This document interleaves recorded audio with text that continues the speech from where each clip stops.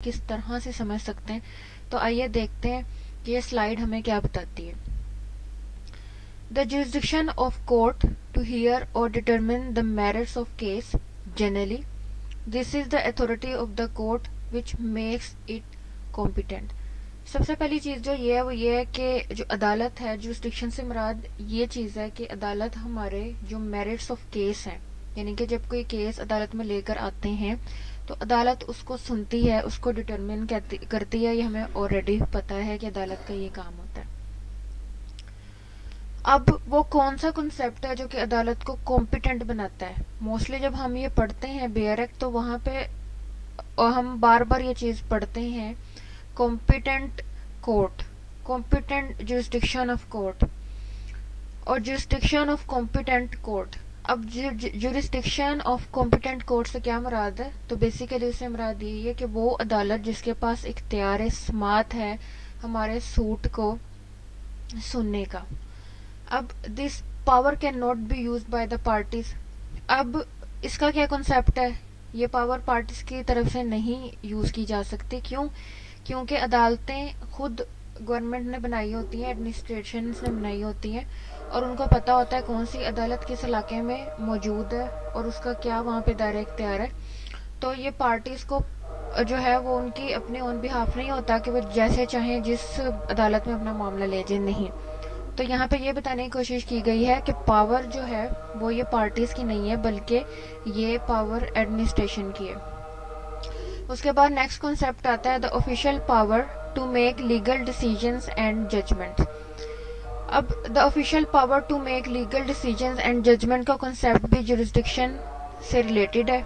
Jurisdiction की definition में आता है the concept of jurisdiction is divided into two parts. Number 1 इसके अंदर आता है assumptions of authority और power to making judgments and decisions to entertain legal proceedings। अब jurisdiction का कॉन्सेप्ट जो है उसके अंदर दो चीजें फॉल करती हैं। सबसे पहले ये चीज फॉल करती है, ये मफरूजात फॉल करते हैं कि अथॉरिटी की पावर क्या है जजमेंट्स और डिसीजंस को लेके। दूसरी चीज ये चीज आती है कि एंटरटेन लीगल प्रोसीडिंग्स, कि किसने किस एरिया में किस तरह से जो लीगल प्रोसीडिंग्स हैं उनको करना है एंटरटेन। तो होप्स हो कि आपके जुरिस्डिक्शन का जो कॉन्सेप्ट है वो क्लियर हो चुका होगा कि बेसिकली जुरिस्डिक्शन क्या होती है। जुरिस्डिक्शन अगेन मैं बता रही हूँ, उर्दू में से कहते हैं इख्तियार समात या दायरा इख्तियार कितना है किसी कोर्ट का, कहाँ तक है, कितने वैल्यू से रिलेटेड है, कौन सी कोर्ट किस मामले को डील करेगी, ये सारे जुरिस्डिक्शन के कॉन्सेप्ट्स हैं। मज़ीद जब हम जुरिस्डिक्शन की काइंड्स की तरफ जाएंगे तो हमें इसका आइडिया हो जाएगा। बट ये देख लीजिए कि इस जुरिस्डिक्शन के वर्ड में हमें कौन कौन सी चीज़ें जो हैं इसको शामिल कर लिया जाता है इसके अंदर। अब और मजीद मैं बताती हूँ कि ये टर्म अदालत के इख्तियार में से एक अहम इख्तियार की तरफ इशारा करती है जिसका इस्तेमाल करते हुए अदालत इंसाफ की फराहमी और केस में पेश आने वाले मसाइल को हल करने की कोशिश करती है।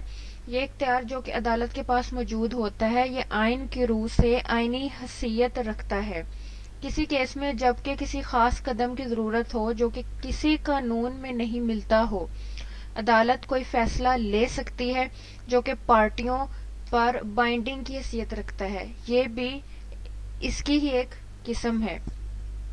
अदर वर्ड्स हम जुरिस्डिक्शन के लिए यूज कर सकते हैं तो वो हम करते हैं अथॉरिटी, कंट्रोल और पावर।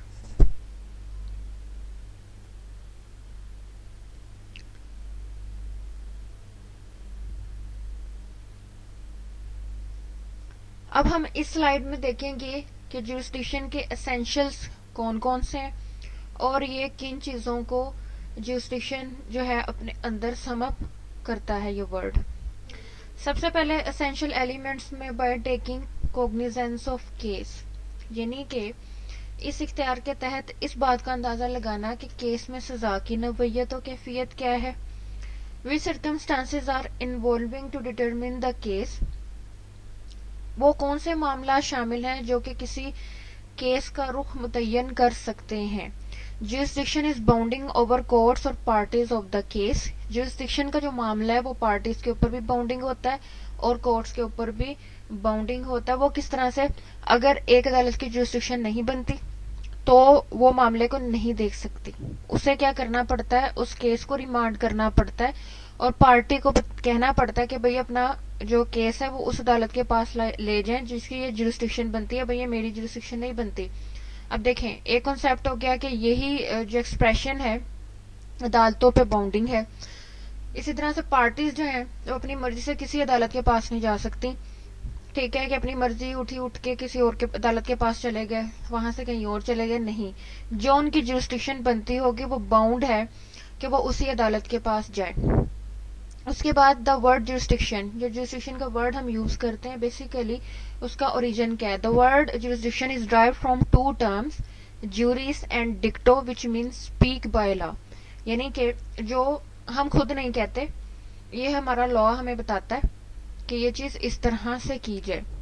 मजीद हम जुरिस्डिक्शन के एक्सप्रेशंस को अगर बताना चाहें या उसको समझना चाहें तो हम इस तरह से समझेंगे कि ये अथॉरिटी है, ये पावर है, ये कॉम्पिटेंसी है, ये ओपन नेचर ऑफ कोर्ट है, binding over the subsidiary courts, कि जो हमारी निचली कोर्ट्स हैं उसके ऊपर ये होती है बाइंडिंग।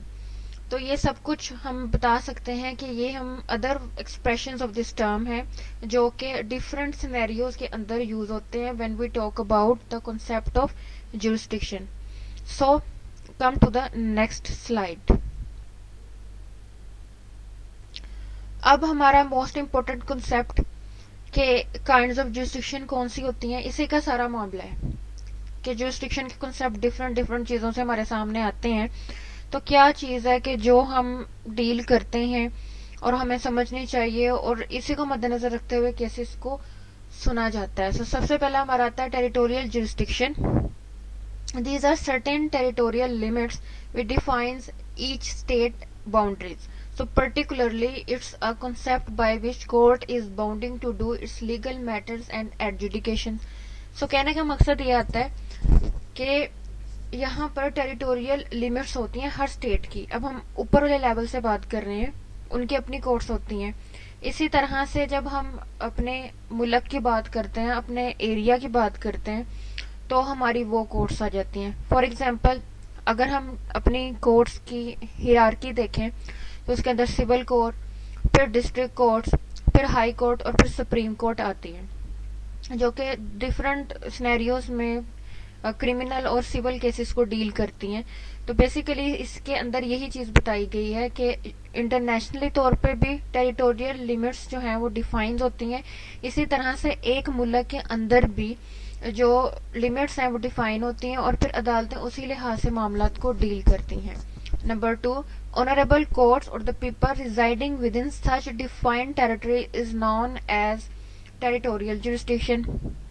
अब ये टेरिटोरी जो जुरिस्डिक्शन है यानी कि जो लिमिट्स है वो क्यों की जाती है, उसका मकसद ये होता है कि जिस इलाके में रहने वाले जो भी लोग हैं वहां पर कम से कम कोई एक अदालत मौजूद हो उनके मामलात को डील करने के लिए, ताकि उन्हें आउट ऑफ सिटी ना जाना पड़े, उनको इंसाफ अपनी जगह पर बेहतर तरीके से मिल जाए। तो कहने का मकसद ये है कि फिर लोग जो है वहां पे ही अपने केसेस लेकर जाते हैं, वहां पे जाकर परसू करते हैं। नेक्स्ट हमारी जो काइंड है जुरिस्डिक्शन की वो है pecuniary jurisdiction. The simple expression of this definition is that it is specified by the code of conduct which what the value or limits of value for the court make order or decision. This criteria is decided by the act of legislation. अब क्या है, हम अक्सर सुनते हैं कितनी मालियत के मुकदमात सुनने का इख्तियार फलां अदालत को है, तो उसमें मजिस्ट्रेट, अगर हम क्रिमिनल देखें, अव्वल, दोम, सोम, इस तरह से इसको कैटेगराइज किया जाता है। और सिविल कोर्ट्स में कितनी मालियत के मुकदमात सिविल सुन सकती है, इससे बढ़ के मालियत हो जाए तो आप डिस्ट्रिक्ट में ले जाएं, इससे बढ़ के हो जाए तो आप हाई कोर्ट में ले जाएं। तो जब हम ये चीज देख रहे होते हैं, बेसिकली इस एक्सप्रेशन को हम लॉ की लैंग्वेज में पेक्यूनियरी जुरिस्डिक्शन कहते हैं। तो ये जो वर्ड है पेक्यूनियरी जुरिस्डिक्शन या पेक्यूनियरी का जो वर्ड है, ये बेसिकली मालियाती मामलात को डील करने के लिए, जिसके अंदर माशी मामलात या पैसों से रिलेटेड बात की जाती है। सो इसमें उन्होंने बात बताई है कि जब हम इस एक्सप्रेशन की बात करते हैं तो सिंपली हम ये कह सकते हैं कि ये तर्ज अमल है अदालतों का जो स्पेसिफाइड करती हैं कि भाई हम कितनी मालियत के मुकदमात को सुन सकते हैं। और फिर उनकी लिमिट कि इतनी वैल्यू में सुन सकती हैं। अगर मुकदमा इतनी मालियत का है तो ये फलां कोर्ट सुनेगी, अगर इससे बढ़ जाए तो फलां कोर्ट सुनेगी। तो ये सारी हमारी जुरिस्डिक्शन की काइंड्स में शामिल है। और अगर हमसे पूछा जाए कि ये पिक्यूनरी जुरिस्डिक्शन जो है ये कौन स्पेसिफाइड करता है, ये कौन डिक्लेयर करता है, ये कहाँ से डिसाइडेड होकर आती है, तो ये हमारी लेजिस्लेशन है जो कि हमें बताती है। Let's come to the next slide. अब हम एक सेक्शन है सीपीसी का जिसे सेक्शन 15 कहा जाता है, ठीक है, इसको हम सेक्शन 6 के साथ मिला के पढ़ेंगे। आया कि इन दोनों सेक्शंस की रिक्वायरमेंट्स क्या हैं और ये किस तरह से एक दूसरे से इंटरलिंक्ड करते हैं। अब जो हमारा सेक्शन 6 है बेसिकली वो पिक्यूनरी जुरिस्डिक्शन के पॉइंट से एडिड है सीपीसी में, और वो ये बात करता है, मैं इसकी बेयर लैंग्वेज पढ़ूंगी, save in so far as is otherwise expressly provided, nothing herein contained shall operate to give any court jurisdiction over suits the amount or value of the subject matter of which exceeds the pecuniary limits if any of its ordinary jurisdiction। ये कहने का मुराद ये है कि सिवाय इसके कि कोई स्पेसिफिक लॉ बनाया जाए पिक्यूनरी जुरिस्डिक्शन से रिलेटेड, कोई भी अदालत अपनी पिक्यूनरी जुरिस्डिक्शन से बाहर जाके कोई भी केस को नहीं सुन सकती, यानी कि ये मामला भरपूर तरीके से बाइंडिंग आता है। और जो हमारा सेक्शन 15 है वो ये डील करता है कि केसेस को सबसे लोएस्ट कोर्ट में लेकर जाना चाहिए जो उसका पहला प्लेटफॉर्म है।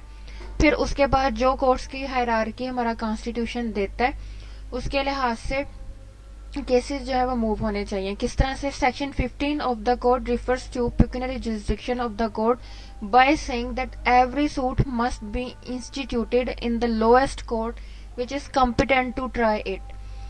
The underlying object of this provision is to lessen the burden of apex court and also provides convenience to the parties and witnesses. अब हम ये चीज समझें कि जो हमारा सेक्शन 15 है उसने ये बात क्यों कही, तो बेसिकली इसका मकसद ये था कि जो बड़ी अदालतें हैं उनका बर्डन थोड़ा कम हो सके।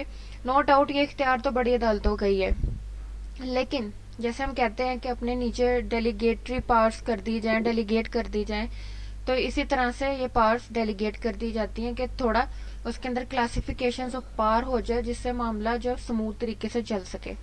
Note such jurisdiction of court is determined by the plaintiff valuation in the plaint and not the amount for which decree may be passed by the court। अब यहाँ पे सूट वैल्यूएशन की बात की गई है और इसमें बताई गई है कि जुरिस्डिक्शन ऑफ कोर्ट जो है वो प्लेंटिफ ने जो वैल्यू डिफाइन की है अपनी प्लेंट में उससे जो है वो राइज होती है, उससे उस वैल्यू का पता चलता है, ना कि उस अमाउंट से कि वो डिक्री में अदालत जो है वो कितनी देगी या कितने पैसों की जो डिक्री है वो पास की गई है, कितने अमाउंट के लिए जो डिक्री है वो पास की गई है, ये चीज इसमें मैटर नहीं करती। Valuation of suit is concerned. So come to the next slide. अच्छा जी, अब हमारा क्या है कि jurisdiction as to the subject matter. अब सारी चीजें हम पढ़कर आ रहे हैं कि हमने पढ़ लिया पिक्यूनरी कॉन्सेप्ट को जो मद्देनजर रखा गया, एरिया के कॉन्सेप्ट्स को मद्देनजर रखा गया, टेरिटोरियल कॉन्सेप्ट्स को देखा गया। अब ये सब्जेक्ट मैटर क्या बुलाए, तो बेसिकली सब्जेक्ट मैटर जो है उससे मुराद हम अदर वर्ड्स कह सकते हैं कि एक बोन ऑफ कंटेंशन हो सकती है, यानी कि जिस चीज को लेकर हम अदालत के पास आते हैं वो हमारे कोई पैसे हो सकते हैं, हमारी कोई प्रॉपर्टी हो सकती है, कोई भी मामला हो सकता है जो उस केस का मुद्दा है, ठीक है, वो हमारा सब्जेक्ट मैटर है। So it connotes authority or power to court to decide upon the matters on the basis of its nature and take into consideration the variety of issues। अब सब्जेक्ट मैटर को मद्देनजर रखते हुए अदालतों की इकसाम बताई जाती हैं।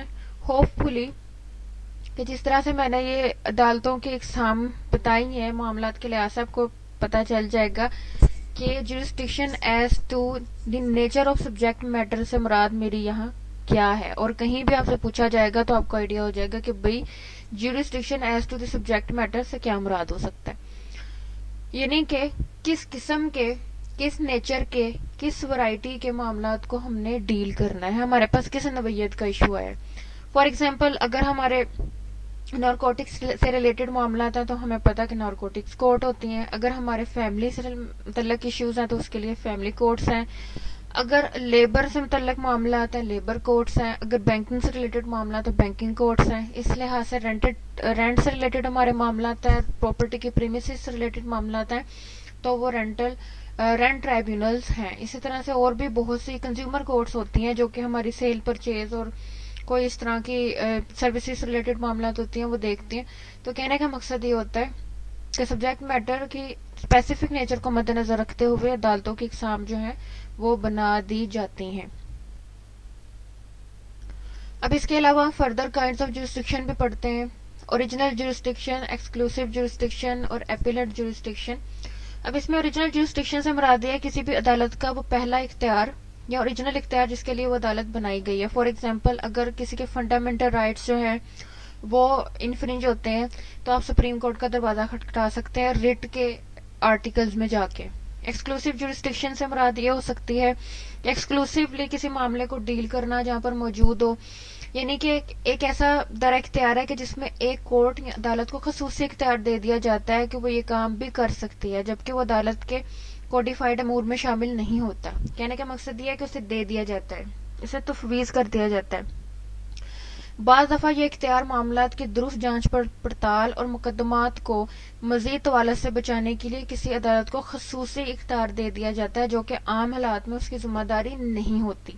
ठीक हो गया जी। तो एक्सक्लूसिव जुरिस्डिक्शन से मुराद ही पता चल रही है कि भाई एक्सक्लूसिवली दे दिया गया है, भाई ये भी तुम देख लो। तो इसी तरह से हम इसको मद्देनजर रखते हैं। अब इसके बाद जो हमारा नेक्स्ट है वो एपिलेट जुरिस्डिक्शन।